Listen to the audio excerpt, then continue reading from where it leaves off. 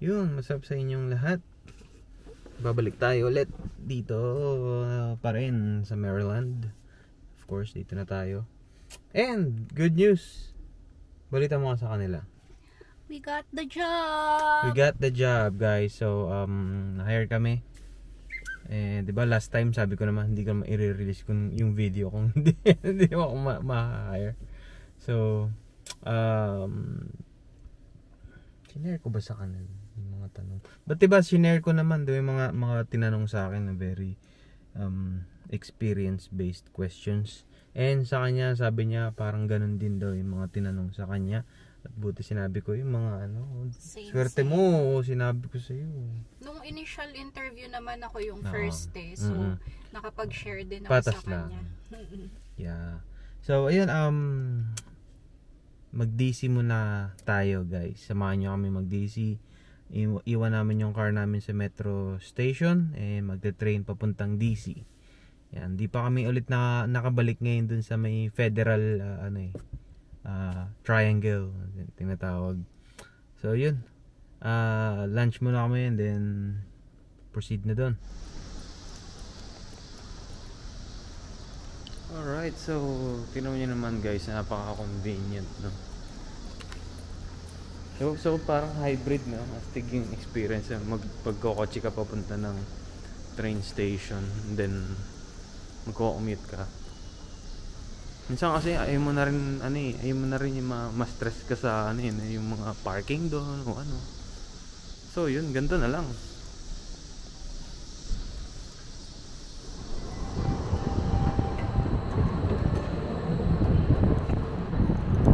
Alright, we're here sa Union Station here at Washington DC.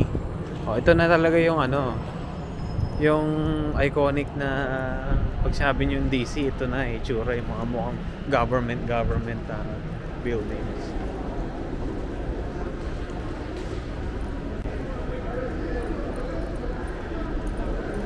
Sa baba may food court.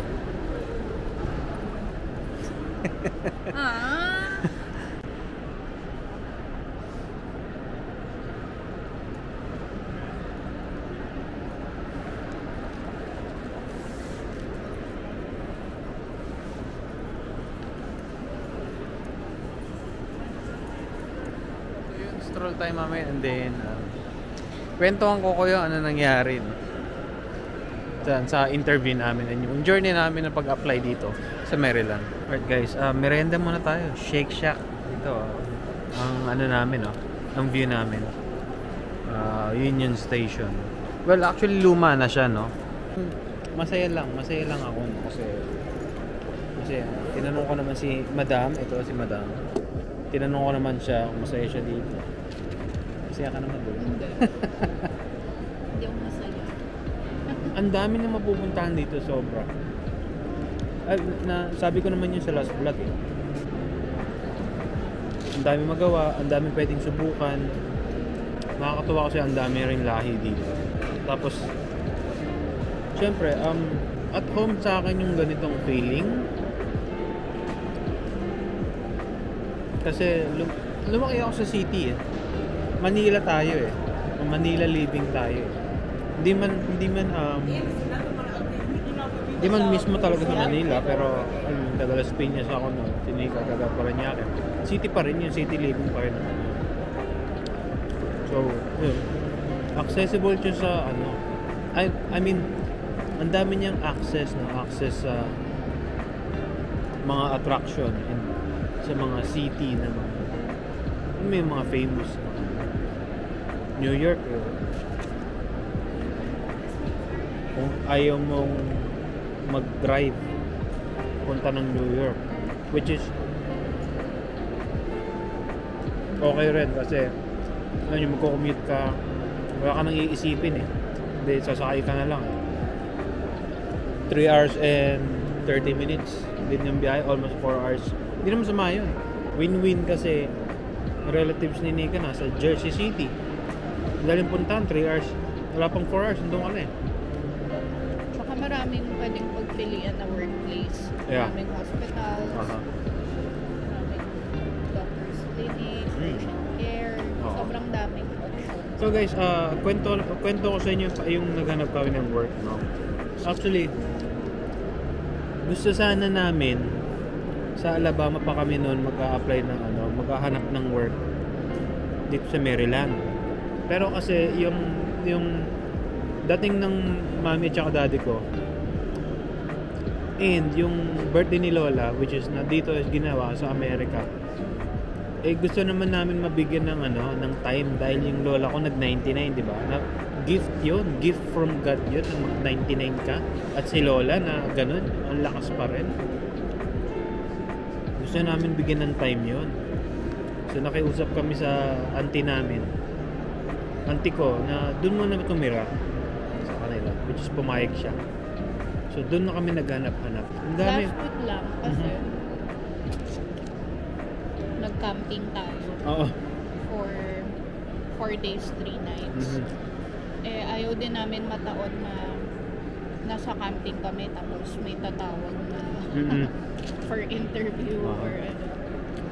So, after nung camping na yun, pahinga muna kami, siguro mga 3 days. Ayun, nag-submit na kami ng ng application last week, online.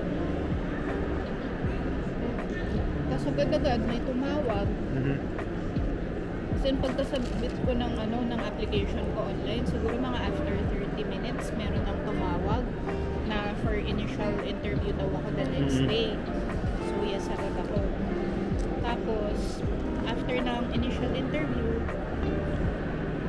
sabi for panel interview na daw ako ng Monday, ng Tuesday. Ano ba ako? Thursday ata yun yung initial interview ko, tapos yun ni-schedule niya na ako for panel interview ng Tuesday. Tapos ayun na, last Tuesday. Tapos ako, nagpasa rin ako. Pero after hindi. Nagpasa ako, medyo alanganing oras na mga parang 4:30 na, diba office hours hanggang 5 lang. Oo.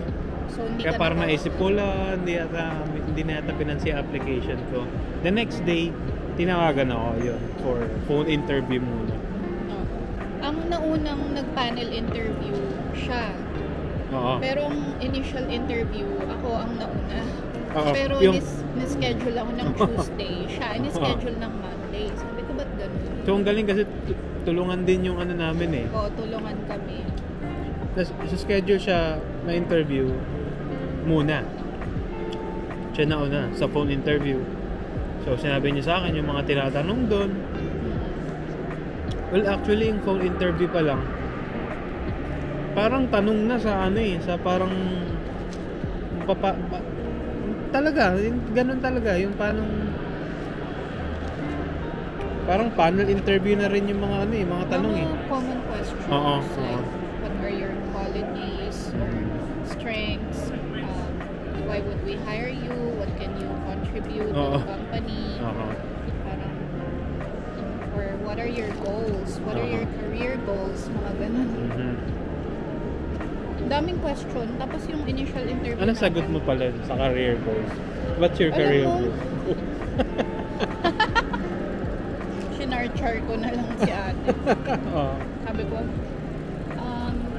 I wanna be a nurse practitioner someday, but I know that my bedside experience is not enough. Ganun. So, for now, it's gaining more experience at the bedside. Sabi ko nang good. Tapos ang bilis-bilis niya magsalita. Yung parang meron siyang binabasa sa harap niya ng mga questions. Na sa sobrang bilis niya magsalita, wala ka ng time mag-isip parang ng isasagot. Super usual na yung mga tanong siguro sa mga applicant nila. Parang paulit-ulit na sila. Na din siya. Ako naman yung career goal, sabi ko lang I'm working my way up for my masters. Maybe if I'm going to pursue nurse practitioner program, I still don't know yet.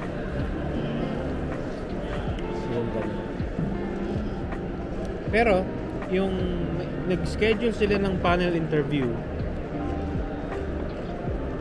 ako ang na-schedule mauna kasi yung kay Nika sabi nila Tuesday daw ang panel interview niya. So inassume ko ako siguro mga Wednesday. Pero in-schedule nila ako nilang Monday. So ako tuloy yung susugod doon na hindi ko alam anong mangyayari. Anong itatanong? Kabadong-kabado ako kasi, hindi naman sobrang kabado. Pero, pag sinabi mong panel interview, parang, ano pa yun no? Parang, ewan ko, kailan ba ako huli naka-experience ng panel interview? College, nung mga defense namin sa mga, ano bang subject yun? Thesis or... Yung COPAR, naalala niyo yun? Yung mga kaedad ko dyan, mga ano, COPAR pa nun, magde-defense kayo. So panel yun, di ba? Panel defense yun. So, hindi ka naman mag-isa noon kasama mo yung group mo So, ako never pa talaga ako naka-experience yan talagang yung business style na panel interview. Tapos nakalagay, may business attire, bring scrubs for possible shadowing. So, naisip ko, sa buong nursing career ko, never ako in-interview na kailangan mag-business attire. So, parang medyo naging hindi ako komportable doon sa setting na yun, iniisip ko. Pero of course, sundin na lang natin sila kasi yung hospital na kung saan kami nag-apply, hindi naman sila basta-basta. May pangalan talaga sila. May ano pa sila, meron silang pinasubmit or may in-email sila na link for skill survey na dapat mong isend sa 5 references. Tapos 2 doon dapat supervisor or manager. Or manager. So yun, 5. Sila pa nila yung yung survey na yun. Yun, kinulit namin yung mga yung mga katrabaho namin noon. Tapos yun, thankfully, kinomplete naman nila din agad-agad. Over the weekend, na-complete nila silang 5, yung survey. Nakita ko yung sample survey, mostly sa skills, sa attitude, behavior, ganun. Parang mga 30 items siya na survey. Ano pa ba share na? Ay ano pala, on the dot sila talaga tumawag. Nung sa phone interview ko, sabi nila tatawag sila ng mga 11. Ano ba? Ay hindi, tatawag daw sila ng 10:30. Sakto, on the dot 10:30 tumawag talaga. Sa akin din, on the dot. Tapos of course, you return the punctuality na binibigay naman nila. Yung sa panel interview, dumating naman ako ng maaga. Pero may advice sila doon na do not arrive no more than 10 to 15 minutes. So, ayaw naman nila siguro ng sobrang aga mo kasi may oras sila nakalaan doon sa wala ka pa. So, okay naman yung panel interview. Ang inisip ko na lang, guys, sabi ko, panel interview. Bahala na, experience-based answers na lang ang mga may contribute ko. Kasi, ang alam ko, tell me about yourself. So, takot na takot ako sa question na yan. Hindi ako talagang first question. Hindi kasi ako bibo na, I love to. Hindi ako ganun Buti na lang, so, yung panel interview nila, 3 sila. Ikaw, ilan sila doon? 4. 4 sila. Ako, isang nursing director, yung unit manager, isang charge nurse, isang team leader. So, tell me about yourself. So, takot na takot ako noon. Tapos, buti may follow-up siya doon sa tanong na yun. Tell me about yourself. So, parang kinamusta ako, parang kamusta yung experience mo dun sa last na trabaho mo. Yun, edi, ang dami ko nang nasabi. Hindi ko nga alam. Sabi ko, where do I begin? Sabi ko, gano'n. It's an emergency department. Tapos, ang dami na lang mga follow-up questions doon sa mga sagot ko. Pero guys, yung mga questions nila, is feeling ko medyo mahirap siyang sagutin para sa mga applicant na wala pang experience. Parang Zero experience. ano talaga experience-based type of question sets. Parang ganun ano nila. Kasi more on administrative ang mga questions nila and about leadership. Parang yung sa mga conflict, anong gagawin mo kapag may katrabaho kang lagi may problema, hindi productive, anong gagawin mo? Ano ka na ba? Parang may nangyari ba na Confront mo na yung boss mo about something that you don't agree with. yeah, ganon. Oo, may nangyari ba na yung doctor hindi ka nag-agree sa treatment plan niya para sa pasyente, anong ginawa mo? Alam mo, hindi na hindi na yung mga anong gagawin mo kapag may emergency, ganito, blood transfusion. Hindi sila ganun kasi Hindi naman pang NCLEX Oo. na questions. Pang lang. More on behavior sa workplace. yeah. Yun, towards your coworkers or parang majority ng questions. Tsaka parang naulit din yung ibang questions Yeah. nung initial interview na what can you contribute, what are your strengths, and what do you think you need to improve on, mga ganun. Tsaka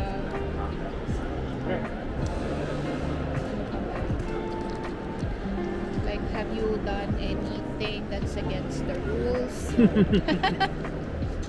Yeah. Char. Meron ba mga ethical dilemma na experience mo? Ganun.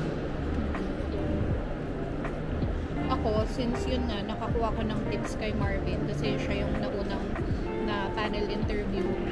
Ready ako, siguro mga 80%. Yung pagdating dun sa ethical dilemma, yun yung hindi ako nakapag-ready.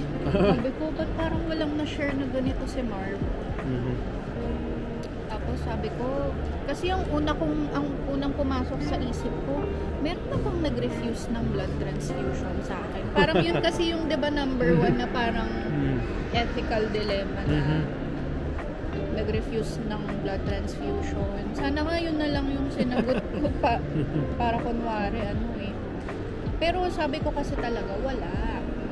Tapos nag-cite na ng example yung nursing director. Sabi niya, how about a patient who wants to be discharged, who wants to go home, but hindi pa pwede, something like that.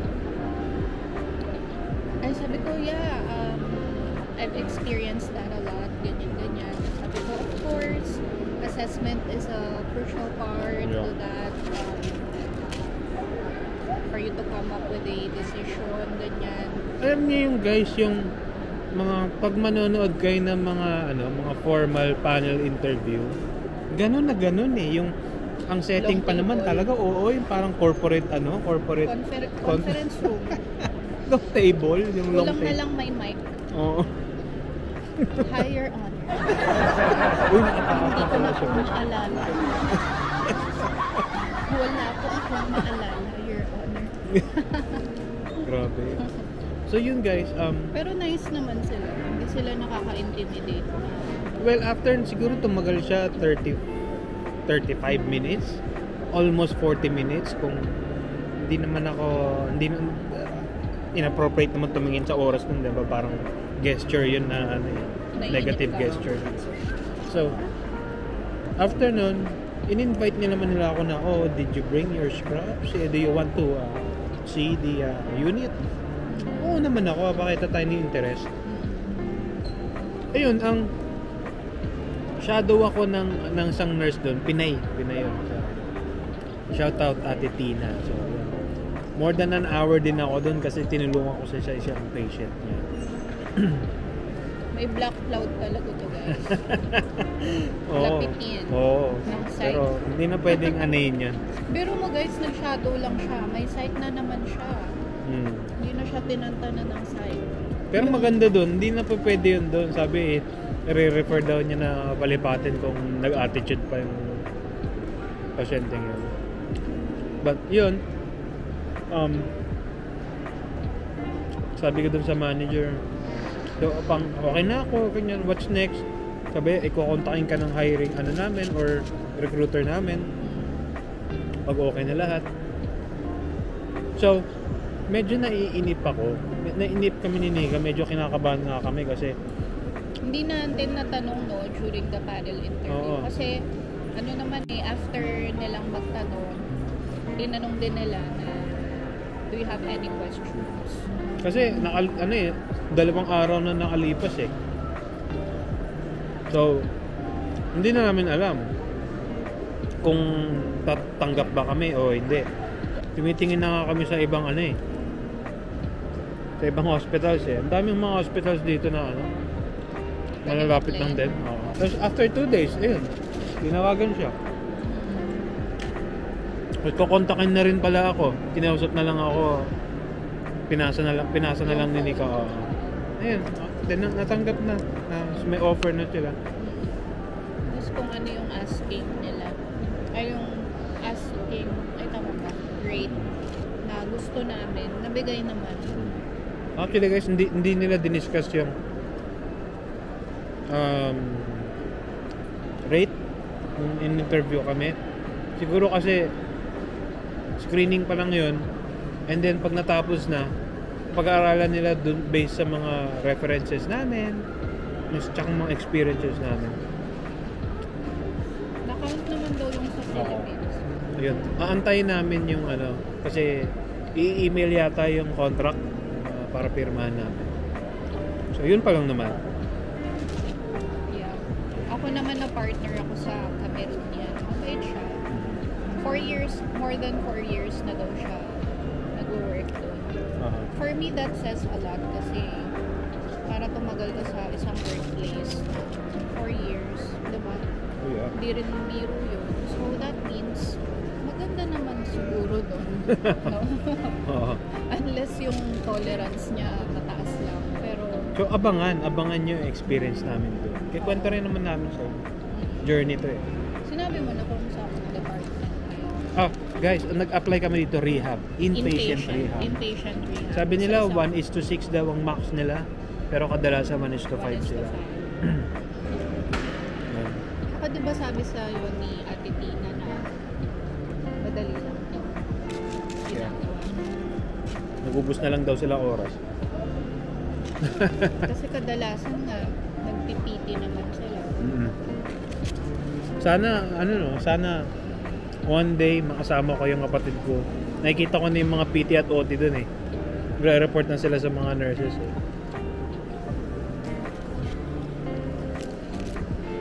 Ayun lang naman guys. Abangan nyo.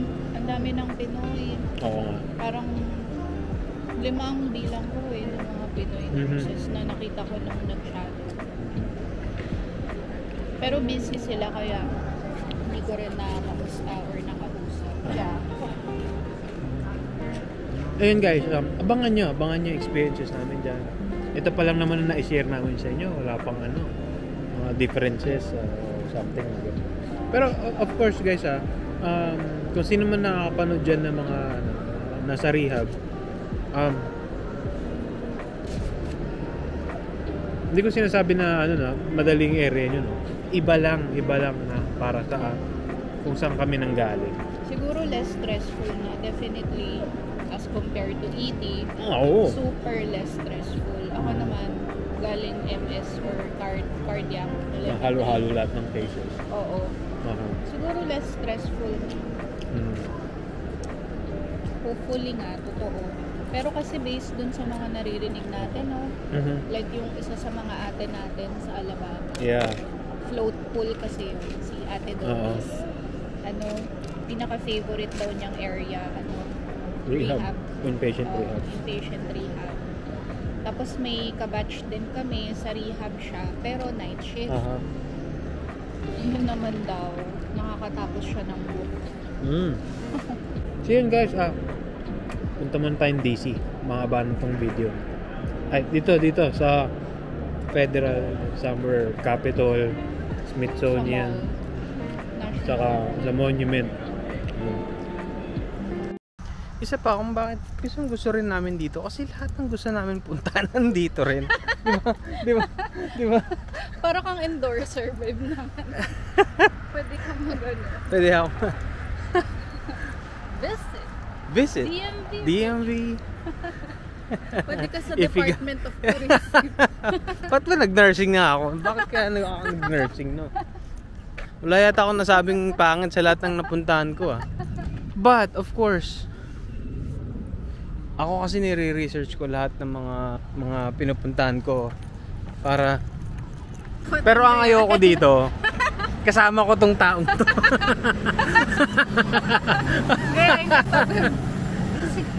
Ang ganda talaga dito, guys. Ganda talaga. Ang ganda kasi talaga dito. Promise. Oo.